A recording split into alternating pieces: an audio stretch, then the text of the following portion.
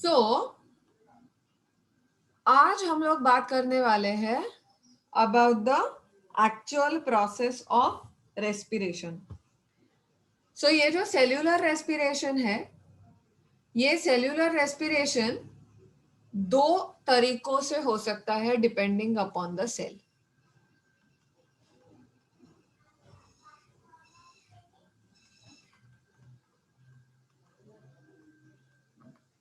Cellular respiration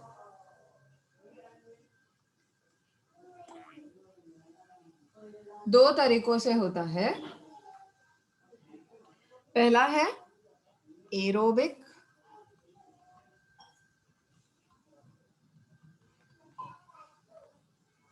और दूसरा है अनएरोबिक रेस्पिरेशन।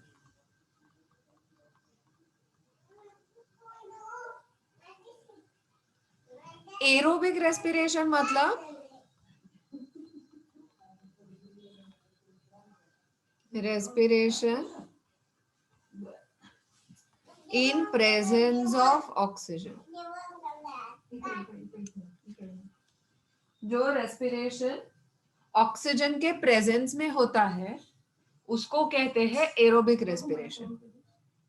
और अनेरोबिक मतलब जो रेस्पिरेशन ऑक्सीजन के एब्सेंस में होता है,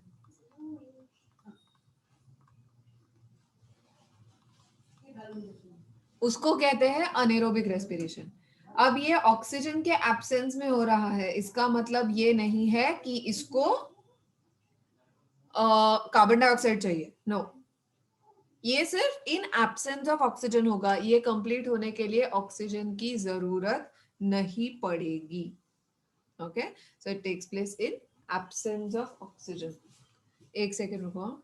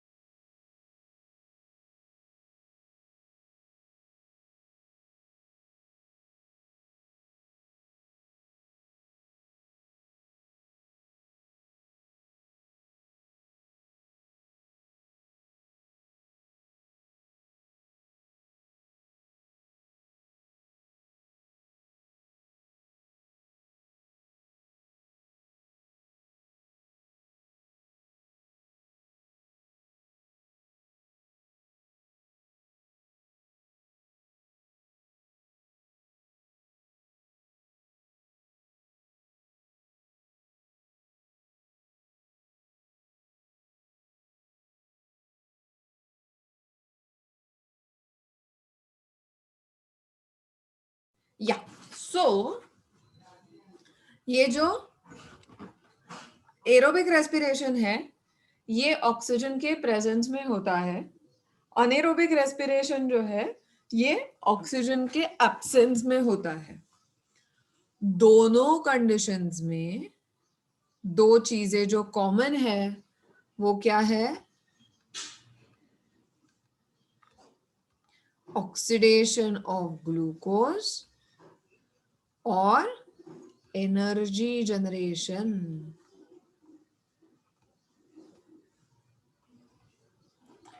And this energy is generated in the form of ATP।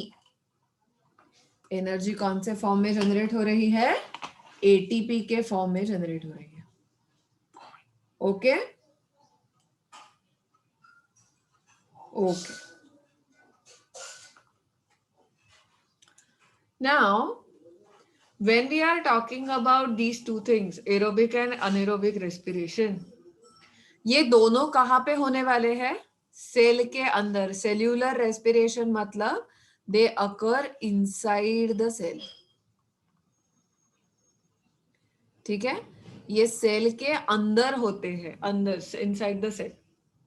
जब ऑक्सीजन सेल तक पहुंचेगा, in case of aerobic respiration I am talking, जब सेल तक ऑक्सीजन पहुंचेगा तो ये oxygen and along with it food जो भी है, ग्लूकोज है, अमाइनो एसिड्स है या फैटी एसिड्स है, जो भी है, वो फूड जब पहुंचेगा तब वो वहां पे पहुंचने के बाद उसका ऑक्सीडेशन होगा और इस ऑक्सीडेशन से एनर्जी बनेगी और इस ऑक्सीडेशन की वजह से क्या तैयार होगा? कार्बन डाइऑक्साइड तैयार होगा। ठीक है, ये चीजें एरोबिक और अनएरोबिक रेस्पिरेशन में होने वाली है। अब 3 steps in case of aerobic respiration, energy generation 3 steps में होता है।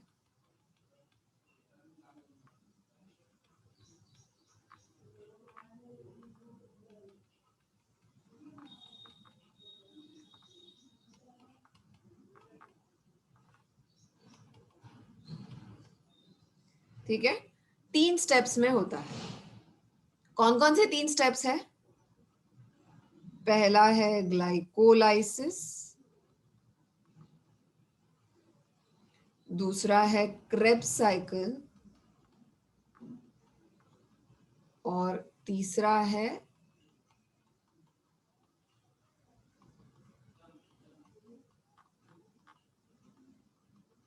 Electron transport chain.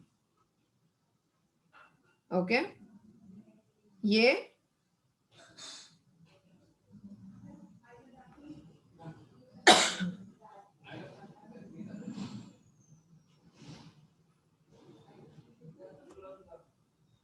ओके, सो ये 3 स्टेप्स जो है, इसमें से ये ग्लाइकोलाइसिस का स्टेप होता है।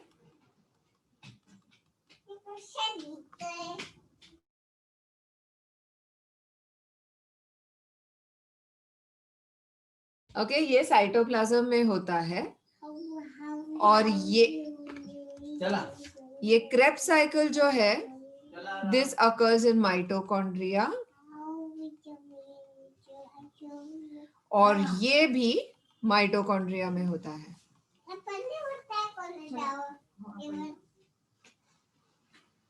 ऐसे 3 स्टेप्स है और ये 3 अलग अलग जगहों पे होता है। ऑलराइट, सो हम अब 1 बाय 1 ये सारी चीजें सीखने वाले हैं। So as a result of these 3 processes, the final oxidation करके एनर्जी जनरेशन होने वाला है। ओके, यहां तक समझ में आया है सबको? Yes ma'am. ये लिख लो, then will talk about the each and every step in detail.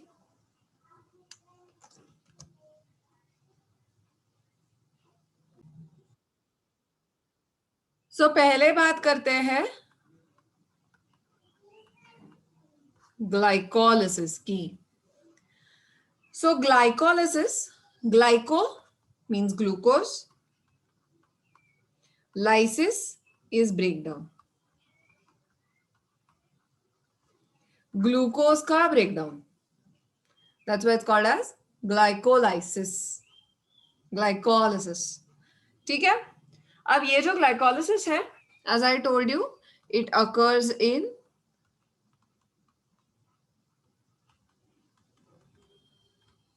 Cytoplasm, cytoplasm में ये होता है। ठीक है, नाउ ये जो ग्लाइकोलिसिस है, ये स्टेप बाय स्टेप ब्रेकडाउन है ग्लूकोज के मॉलिक्यूल का। सो ग्लूकोज का फॉर्मूला क्या है? C6H12O6। सो इसमें कार्बन कितने हैं? 6 कार्बन, राइट? सो ग्लाइकोलिसिस में क्या होता है? दिस 6 कार्बन ग्लूकोज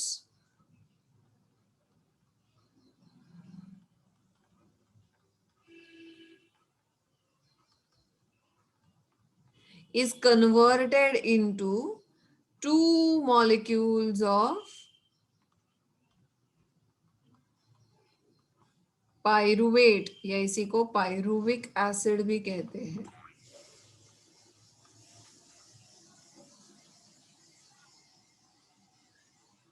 ओके,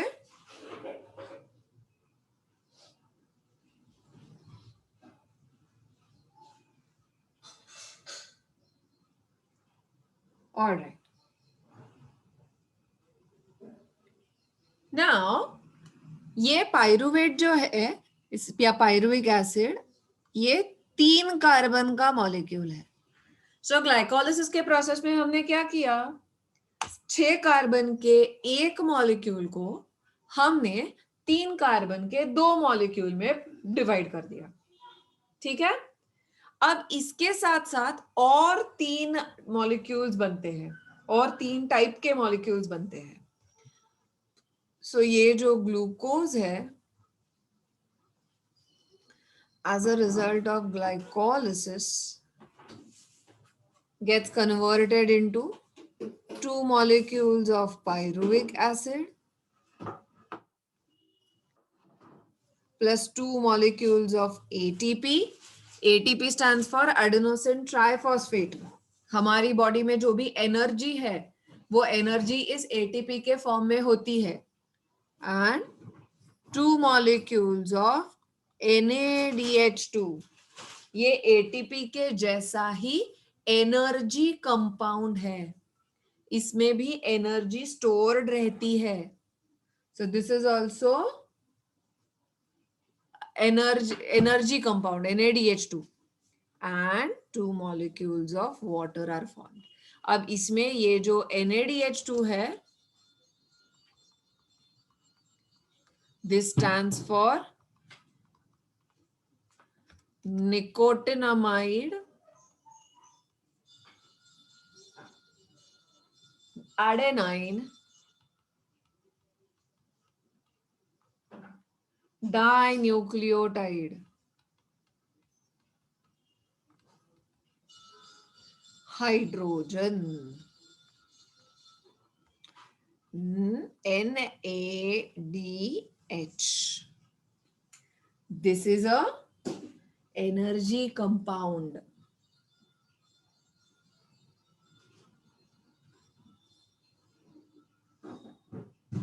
ठीक है, ये क्या है, energy compound.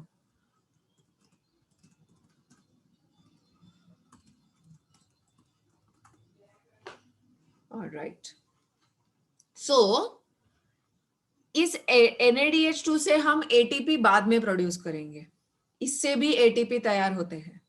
Okay, so that will be seen in final step. Okay, इस फाइनल स्टेप में हम लोग NADH2 से भी ATP जनरेट करेंगे. लेकिन अभी at this stage in the glycolysis ये कंपाउंड्स बनते हैं. सो ग्लाइकोलिसिस में ग्लूकोज का ब्रेकडाउन होके ये सारे मॉलिक्यूल्स बनते हैं. समझ में आया है क्या सबको? अब मैं यहाँ पे सिर्फ ग्लूकोज की जगह कर देती हूँ C6H12O6. ठीक है,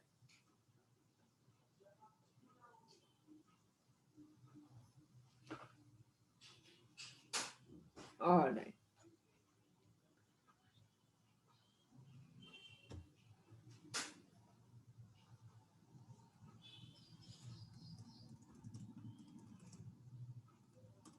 समझ में आया है क्या?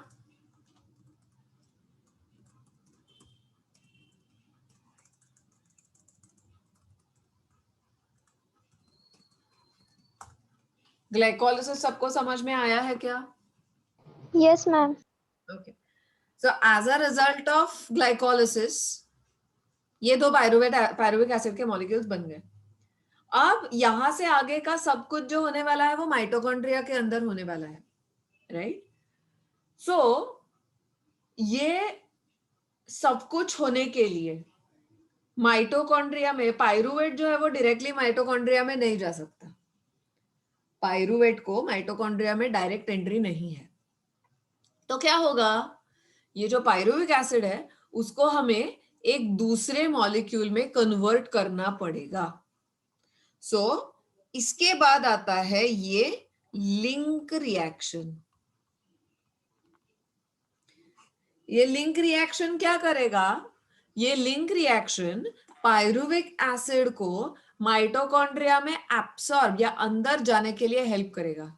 लेकिन as I told you, pyruvic acid ऐसे के ऐसे in the form of pyruvic acid अंदर नहीं जा सकता. उसको अंदर जाने के लिए दूसरा फॉर्म लेना पड़ेगा। ओके, सो इसमें क्या होता है, ये जो पायरुविक एसिड है, इस पायरुविक एसिड का conversion, we have 2 molecules of pyruvic acid. These will be converted into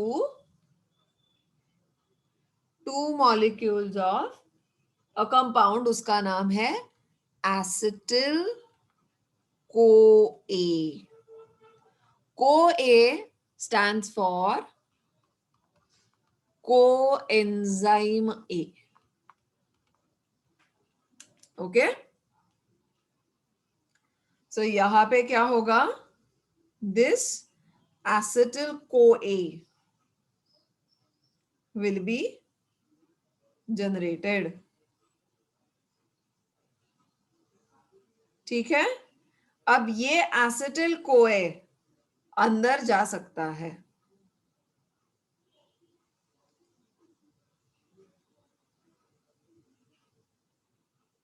okay,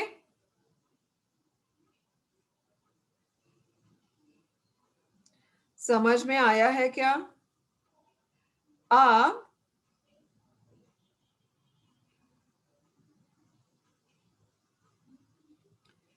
when we are talking about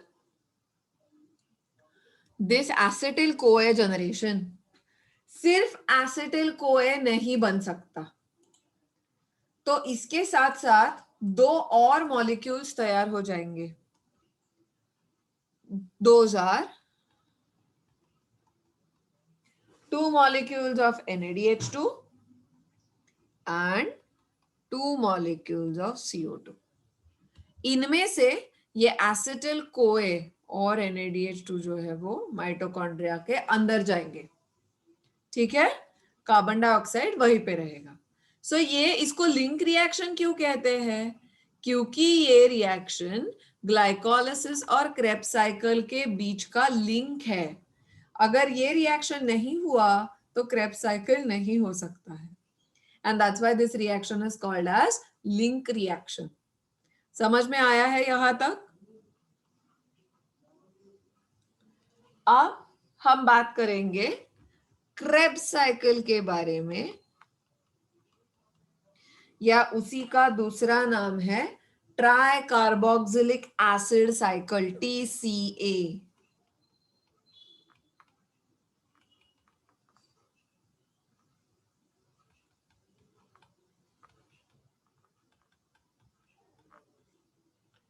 ये जो TCA साइकिल है, it takes place inside the mitochondria.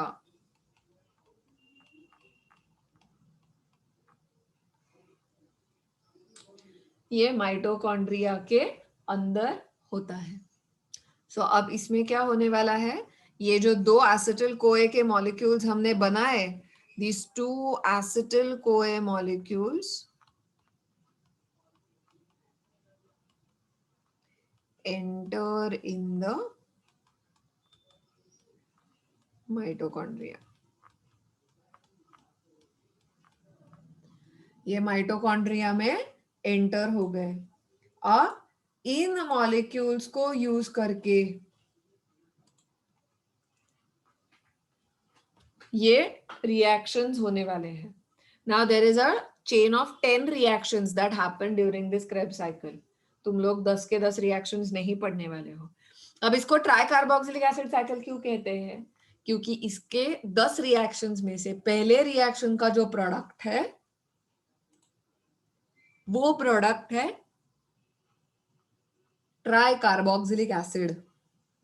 Okay, and that's why it is called as tricarboxylic acid cycle. ठीक है, समझ में आया है?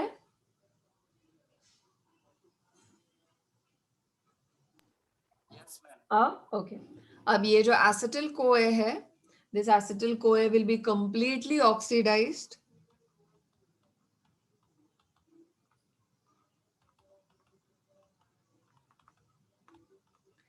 It will lead to the formation of, as a result of Krebs cycle, ये acetyl CoA Krebs cycle में इसने enter किया माइटोकॉन्ड्रिया में आने के बाद. As a result of Krebs cycle क्या बना?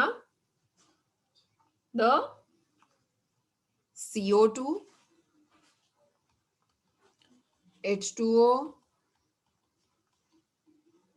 NADH2, FADH2. ये सारे molecules as a result of this तैयार हो गए. Alright, this happens during the Krebs cycle. So glycolysis में और क्रेब्स साइकिल में हमें अभी तक एटीपीज कितने मिले हैं? 2 ही एटीपीज मिले हैं. और इसके साथ साथ एनर्जी कंपाउंड्स मिले हैं, NADH2 और FADH2. This FADH2 stands for flavin adenine dinucleotide.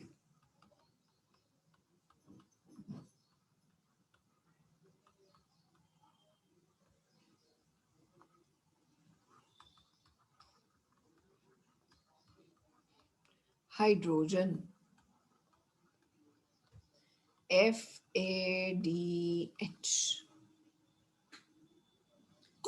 ये FADH जो है, ये FADH क्या करने वाला है?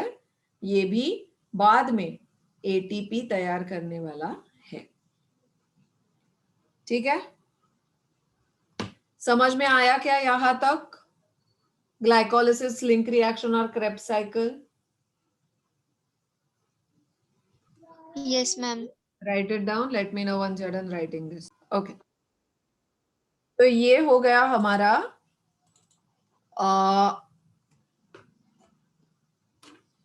Krebs cycle. अब इससे एनर्जी कंपाउंड्स तो बने हैं, लेकिन ये जो एनर्जी कंपाउंड्स है, ये एनर्जी कंपाउंड्स काफी नहीं है. हमारे सेल को, हमारे बॉडी में या किसी भी ऑर्गेनिज्म के बॉडी में हमें ये समझ में नहीं आता, किसी भी ऑर्गेनिज्म की बॉडी को एनर्जी NADH2 और FADH2 के फॉर्म में समझ में नहीं आती. किसी भी ऑर्गेनिज्म को एनर्जी सिर्फ ATP के फॉर्म में समझ में आती है.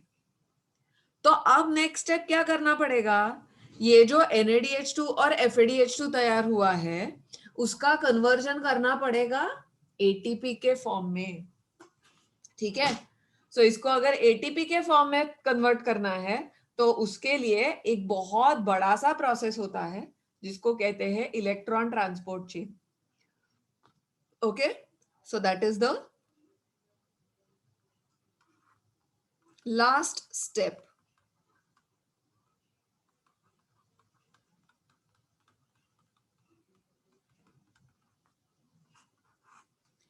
इन द प्रोसेस ऑफ रेस्पिरेशन. अब इसमें हम क्या करने वाले हैं? कन्वर्जन ऑफ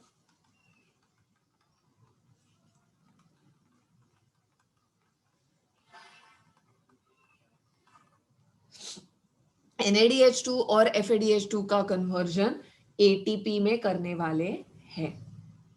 सो हमें याद क्या रखना है? कितनी एनर्जी होती है NADH2 और FADH2 के मॉलिक्यूल में? 1 NADH2 molecule after electron transport gives 3 ATP molecules. एक NADH2 के मॉलिक्यूल में 3 ATP मॉलिक्यूल्स की एनर्जी है. इतनी ज्यादा एनर्जी उसमें प्रेजेंट है. ओके, और एक FADH2 के मॉलिक्यूल में 2 ATPs जितनी एनर्जी है.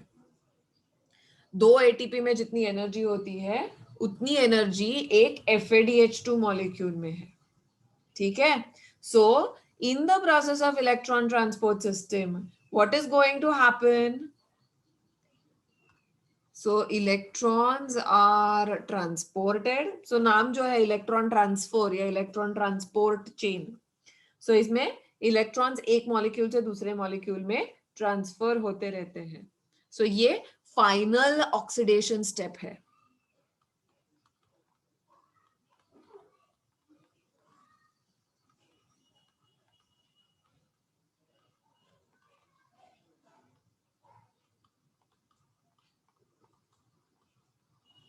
ठीक है, and this is the final oxidation step.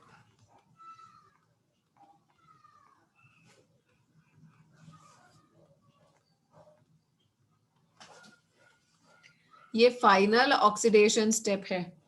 Alright, so as a result of this step क्या क्या बनेगा? एटीपी मॉलिक्यूल्स और वाटर मॉलिक्यूल्स इस रिएक्शन के एंड में बनते हैं. ठीक है, सो फाइनल जो एनर्जी तैयार करनी है, this will happen in this step. जो एनर्जी कंपाउंड्स थे, उन एनर्जी कंपाउंड से भी एटीपी बनेगा. ठीक है, सो यहाँ पे in the electron transport chain होने के बाद फाइनली एनर्जी जो है वो तैयार हो जाती है. सो इन सारे स्टेप्स का अगर हमें जिस्ट निकालना है तो हम क्या लिख सकते हैं? 1 molecule of glucose C6H12O6 in presence of oxygen gives us 6CO2 plus 12H2O plus 38 ATPs. इतनी एनर्जी ये हमें देता है. एक respiration, that is oxidative breakdown of glucose. समझ में आया क्या सबको?